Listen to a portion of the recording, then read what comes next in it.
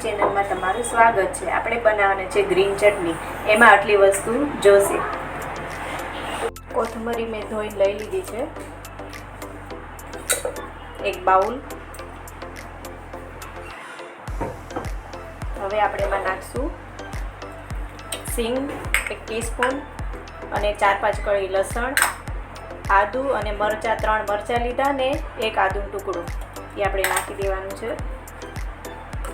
સ્વાદ પ્રમાણે મીઠું 1 ટીસ્પૂન અને 1 ટીસ્પૂન ખાંડ। આપણે લીંબુ નાખી દઈશું એટલે ચટણીનો કલર એકદમ ગ્રીન રહે। આપણે હવે એમાં થોડું પાણી નાખી દઈશું। આપણે આને પીસી લઈશું। તમે જોઈ શકો છો કેટલી મસ્ત ગ્રીન થઈ છે, એકદમ ટેસ્ટી। લાઈક કરો, શેર કરો, સબસ્ક્રાઇબ કરો। સારી લાગે તો મને કોમેન્ટ કરજો।